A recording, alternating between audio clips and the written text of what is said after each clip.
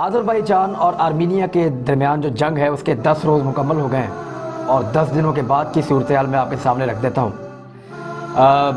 एक दिन पहले तक यानी 9वें दिन के इख्तिताम तक, जंग का जो 9वें दिन का इख्तिताम था, तब तक 22 इलाके खाली करवाए जा चुके थे, जिनमें से मैंने आपको बताया कि जो इल्हाम अलीयव हैं सदर आज़रबाईजान के, उन्होंने ट्वीट करके एक दिन बताया कि हमने 9 इलाके खाली करवाए।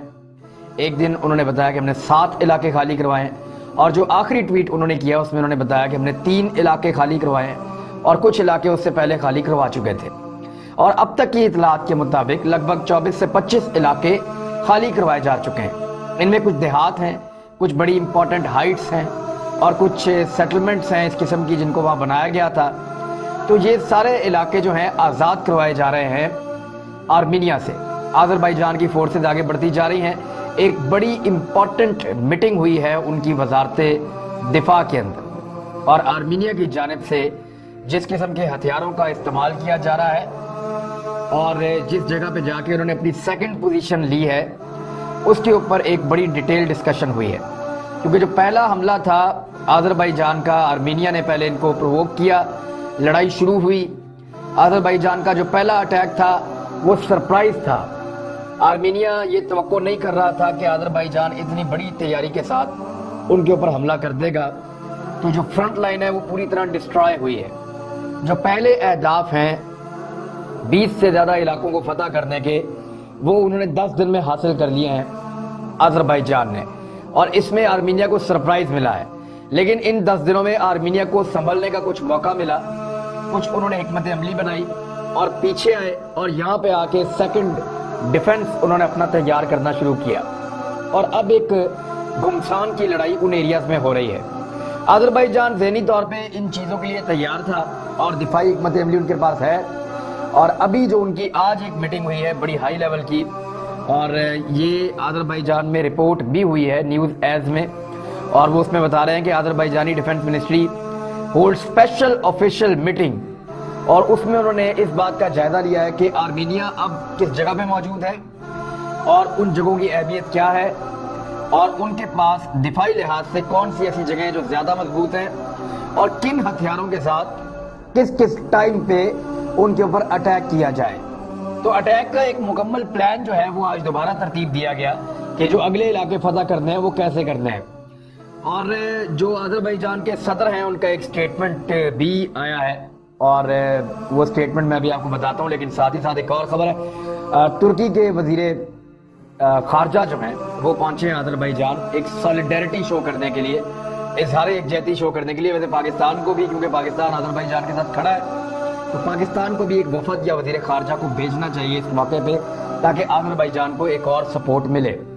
ईरान से बड़ी अच्छी खबर है, वो भी मैं आपको देता हूँ। तुर्की के वज़ीर खारजा गए और उन्होंने जाकर कहा कि मैं यहाँ पे इसलिए आया हूँ कि मैं आज़रबाईजान के साथ खड़ा रहना चाहता हूँ, और हम ये रजिस्टर करना चाहते हैं कि तुर्की मुश्किल के इस वक्त में, जब आर्मीनिया ने उनके ऊपर एक जारहियत की है, उनके इलाकों पर कब्जा कर रखा है, वो अपने आज़रबाईजान के भाइयों के साथ खड़े हैं। तुर्की की आवाम ने और तुर्की के सदर ने और वहाँ के मीडिया ने इनको वेलकम किया है, और जो स्टेटमेंट जारी किया है वो ये है, the Turki Azerbaijan unity should be an example for the entire world. यानी हम दोनों का जो इत्तेहाद है तुर्की का और आज़रबाईजान का, वो पूरी दुनिया के लिए एक मिसाल होना चाहिए। Today we are showing and proving it in real life. आज हम इसको जो है वो असली ज़िंदगी के अंदर ना सिर्फ शो कर रहे हैं बल्कि इसको साबित कर रहे हैं। और फिर उन्होंने उसके बाद कहा कि हम अगर इसी तरह इकट्ठे रहें तो हम इस खित्ते के अंदर इसको पूरे को पुरअमन बनाने में बड़ा अहम किरदार अदा कर सकते हैं, तुर्की और आज़रबाईजान मिलके। इसके अलावा आज़रबाईजान के सदर ने एक स्टेटमेंट दिया है, और अल अरबिया टीवी को इंटरव्यू देते हुए उन्होंने स्टेटमेंट दिया, और उस स्टेटमेंट को पूरे आज़रबाईजान में बड़ी पजीराई मिल रही है। और ये स्टेटमेंट जो है मैं आपके सामने रख देता हूँ। I will never allow for a second Armenian state to be establish on historical आज़रबाईजानी lands. मैं कभी इस बात की इजाज़त नहीं दूंगा कि आज़रबाईजान की तारीखी सरजमीन के ऊपर आर्मीनिया एक दूसरी रियासत कायम करे। We will use all means, हम तमाम वसाइल इस्तेमाल करेंगे, and restore our territorial integrity, اور اپنی جو علاقائی یا جغرافیائی سالمیت ہے، خود مختاری ہے، اس کو ریسٹور کرنے کے لیے، اس کو واپس حاصل کرنے کے لیے اپنے تمام وسائل لگائیں گے. وی آر کمنگ کلوز، اور ہم بہت قریب پہنچ چکے ہیں. وہ یہ موقع ضائع نہیں کرنا چاہتے، اور ان کی وزارت دفاع نے اب ایک نئی اسٹریٹجی بنائی ہے کہ کس طرح اٹیک کرنا ہے اور نئے علاقے جو ہیں ان کو حاصل کرنا ہے. ایک نیا مدعا کھڑا ہو گیا ہے ایمنسٹی انٹرنیشنل کی مداخلت اور ان کی رپورٹ کے بعد. ایمنسٹی انٹرنیشنل نے ایک رپورٹ جاری کی، اور بڑی بھونڈی رپورٹ ہے. یعنی انہوں نے صرف وہ علاقے وزٹ کیے یا ان علاقوں کی تصاویر حاصل کی جو آرمینیا چاہتا تھا. جہاں پہ آذربائیجان نے ان کو بلایا، وہ وہاں پہ نہ اس کی تصاویر انہوں نے شائع کی، نہ انہوں نے آذربائیجان کی بات سنی.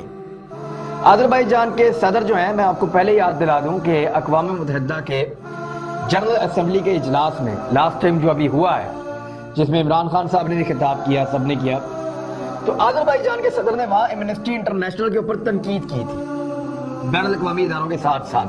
اور انہوں نے یہ کہا تھا کہ ایمنسٹی انٹرنیشنل کو یہاں پہ انسانی حقوق کی خلاف ورزیاں نظر نہیں آتی، یہاں پہ اقوام متحدہ کی قراردادیں نظر نہیں آتی، یہاں پہ وہ کیوں قانون کے اوپر عمل نہیں کرواتے، اور اس خطے کو بالکل نظر انداز کیا ہوا ہے.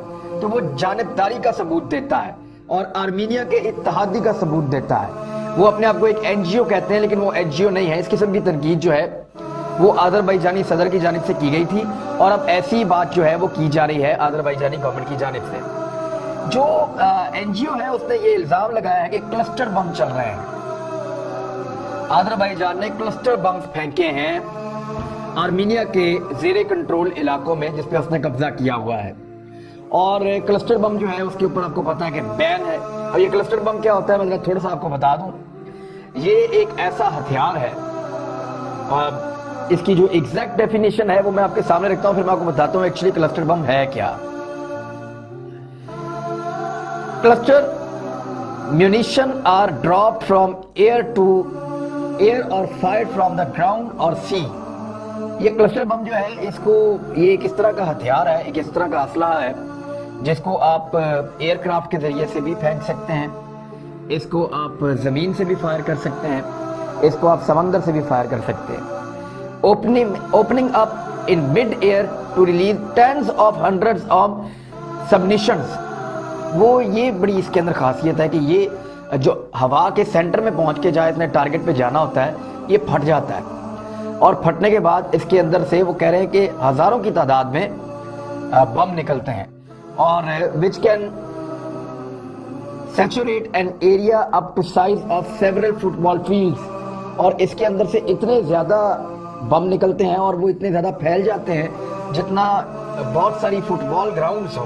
یعنی ایک فٹ بال گراؤنڈ بہت بڑی ہوتی ہے، اگر بہت ساری ایک درجن بھر بھی فٹ بال گراؤنڈز ہو تو اتنے ایریا کے اندر وہ بم پھیل جاتے ہیں اور بڑی زبردست تباہی پھیلاتے ہیں.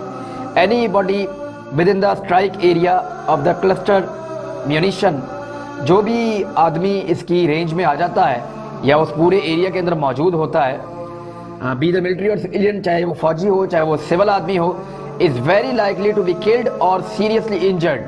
اب یہ ضرور ہوتا ہے کہ یا تو وہ مارا جاتا ہے یا وہ سیریسلی انجرڈ ہو جاتا ہے. اس بم کو اس لیے منع کیا گیا ہے کہ یہ اچھے برے کی تمیز نہیں کرتا. ایسا نہیں ہے کہ آپ نے اگر ایک فوجی کو مارنا ہے، کسی جگہ پہ 10 فوجی موجود ہیں اور 10 سویلین موجود ہیں، اگر آپ کلسٹر بم پھینکیں گے تو وہ آدھے رستے میں جا کے پھٹے گا اور سب کے اوپر گر جائے گا، اور سویلین بھی بیچ میں مارے جائیں گے. تو عام لوگوں کے نقصان سے، جانوروں کے نقصان سے اور نباتات کے نقصان سے بچانے کے لیے انسانیت کو اس بم کو منع کیا گیا ہے. اور اس کے اوپر جو ہے وہ ایک کولیشن بھی بنائی گئی ہے، اس کے اوپر ایک کنونشن بھی موجود ہے. تو یہ کلسٹر بم جو ہے وہ اتنا خطرناک ہتھیار ہے کہ یہ آتا ہے میزائل کی طرح رستے میں پھٹتا ہے اور ہر طرف پھیل جاتا ہے. کئی فٹ بال گراؤنڈ، یہ ایکڑوں کے علاقوں میں پھیل جاتا ہے، اور وہاں پہ جو ہے جتنے لوگ ہوتے ہیں سب کو متاثر کرتا ہے، یا تو شدید زخمی کرتا ہے یا جان سے مار دیتا ہے. تو اس بم کو منع کیا گیا انٹرنیشنلی، آپ اس کو نہیں چلا سکتے. افغانستان میں امریکہ نے پھینکے تھے، اس کو کسی نے نہیں منع کیا. عراق میں پھینکے تھے، اس کو کسی نے نہیں منع کیا. لیبیا میں پھینکے تھے، اس کو کسی نے منع کیا.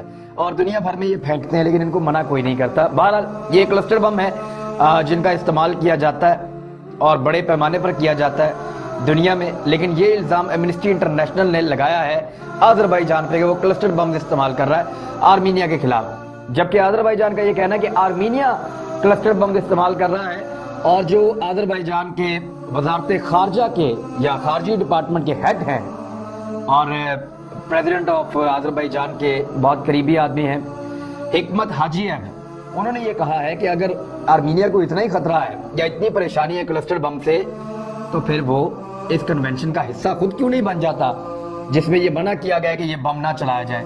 اور ایمنسٹی انٹرنیشنل 2 نمبری کر کے اس وقت آرمینیا کا ساتھ دے رہا ہے، آرمینیا کی طرف سے پارٹی بن کے سامنے آ گیا ہے، اور انہوں نے وہ علاقے نہیں دیکھے جہاں پہ آرمینیا نے ہمارا نقصان کیا ہے۔ اب تک جو آذربائیجان کا نقصان ہوا سویلینز کا، وہ بھی میں آپ کو بتا دیتا ہوں۔ 27 آذربائیجانی جو ہیں وہ شہید ہو چکے ہیں، 141 آذربائیجانی شدید زخمی ہو چکے ہیں، 376 ان کی عمارتیں تباہ ہو گئی ہیں، جبکہ 63 ان کی شہری سہولیات جیسے ان کی ایمبولینس، ان کا ہاسپٹل یا ان کا واٹر سپلائی یا ان کا گیس سپلائی، اس طرح کی چیزیں، الیکٹریسٹی، جو شہری سہولیات کی چیزیں ہیں 63 کے قریب وہ بھی تباہ ہو چکی ہیں، ناقابل استعمال ہو چکی ہیں۔ تو اس قسم کا نقصان جو ہے وہ لگاتار آذربائیجان بھی برداشت کر رہا ہے اس لڑائی میں، لیکن وہ رکنے کے لیے تیار نہیں ہے۔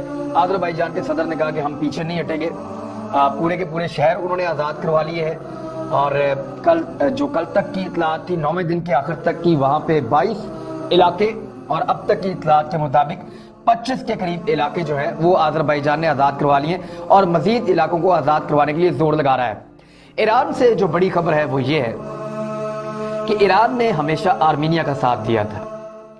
جب بھی 90s میں لڑائی ہوئی، 2000 کے بعد ہوئی، تو ایران نے آرمینیا کا ساتھ دیا تھا، اور روسی اسلحہ اور دنیا بھر سے جہاں سے آرمینیا کو اسلحہ چاہیے تھا، تو ایران نے آرمینیا کو راستہ دیا کہ آپ یہ اسلحہ لے لیں، اور ایران آرمینیا کی لائف لائن ہمیشہ ثابت ہوتا رہا ہے۔ لیکن اس مرتبہ کام ذرا ہٹ کے ہو گیا، وہ یہ ہوا کہ ایران کے اندر سے جو عوامی رد عمل ہے وہ آذربائیجان کے حق میں آ گیا۔ کچھ وکلاء کو گرفتار کیا تھا جو آذربائیجان کے حق میں مظاہرہ کر رہے تھے شروع میں ایران نے، لیکن اس کے بعد ان کو سمجھ آئی کہ پبلک سینٹیمنٹ جو ہیں وہ آذربائیجان کے ساتھ کھڑے ہیں، عوام جو ہے وہ آذربائیجان کے ساتھ کھڑی ہے، وہ ایک عیسائی ریاست کا ساتھ دینے کے لیے تیار نہیں ہے جو آرمینیا ہے۔ لہذا اس رد عمل کو دیکھتے ہوئے آیت اللہ نے ایک سٹیٹمنٹ دیا، اور ان کے سٹیٹمنٹ کے بعد ایران جو ہے وہ نیوٹرل ہو گیا، اور اس نے جانبداری بند کر دی آرمینیا کی طرف، اور پھر اب ایسی صورتحال پیدا ہو گئی ہے کہ تہران ٹوٹلی جا کے آذربائیجان کی طرف موو کرتا ہوا دکھائی دے رہا ہے، اور بہت حد تک ان کے قریب آ گیا ہے، کیونکہ آیت اللہ کا سٹیٹمنٹ یہ ہے کہ ہم دعا کرتے ہیں کہ آذربائیجان اپنے علاقے جلد خالی کروائے، اور ان کو آزادی کی ایک اچھی خبر ہمیں سننے کے لیے جلدی ملے۔ حسن روحانی جو ہیں صدر ایران کے، ان کا سٹیٹمنٹ بھی اب گول مول ہے، یعنی وہ آرمینیا کا ساتھ دینے سے گریز کر رہے ہیں۔ آرمینیا کے لیے یہ ایک بری خبر ہے کہ اس خطے میں جو اس کی سراؤنڈنگ کے اندر واحد ایک ایسا ملک تھا جو بڑی مضبوطی سے اس کے ساتھ کھڑا ہو جاتا تھا، اس کو سپورٹ بھی دیتا تھا، وہ اب اس کے ساتھ موجود نہیں ہے۔ ایران جو ہے وہ نیوٹرلائز بھی ہو جائے تو آذربائیجان کا بہت فائدہ ہے۔ ترکی اور پاکستان پوری طرح ان کے ساتھ کھڑے ہیں۔ چیچنیا نے اسٹیٹمنٹ جاری کیا ہے کہ وہ آذربائیجان کے ساتھ مکمل حمایت کا اعلان کرتا ہے، اور روس جو آرمینیا کو ہتھیار فراہم کرتا تھا وہ اب اس کے اندر غیر جانبداری کا مظاہرہ کر رہا ہے۔ یہ بھی آذربائیجان کے لیے ایک موقع ہے کہ وہ جلد از جلد اپنے علاقے خالی کروائے۔ لیکن اس وقت ایک گھمسان کی لڑائی ہے، کچھ ایسی فوٹیجز ہیں جن میں دکھایا جا رہا ہے کہ آذربائیجان کے طیارے گر رہے ہیں یا ان کا نقصان ہو رہا ہے، یہ ویسٹ کا پروپیگنڈا ہے۔ ایسی کوئی چیز ابھی تک رپورٹ نہیں ہوئی، نہ آرمینیا کے میڈیا میں رپورٹ ہوئی ہے، نہ آذربائیجان کے میڈیا میں رپورٹ ہوئی ہے، بلکہ آرمینیا کا اگر آپ میڈیا دیکھیں تو وہ لگاتار صلح کے لیے اور جنگ بندی کے لیے زور ڈال رہا ہے، جبکہ آذربائیجان کا میڈیا اگر آپ دیکھیں تو وہ فٹافٹ جنگ جیتنے کی جلدی میں ہے۔ تو 27 ستمبر سے لے کر 6 اکتوبر تک کی رپورٹ یہ ہے کہ 25 کے قریب علاقے آزاد ہو چکے ہیں، اور باقی علاقوں کی آزادی کے لیے آذربائیجان بہت تیزی سے موو کر رہا ہے۔ اب تک کے لیے اتنا ہی، اپنا خیال رکھیے گا، اس چینل کا بھی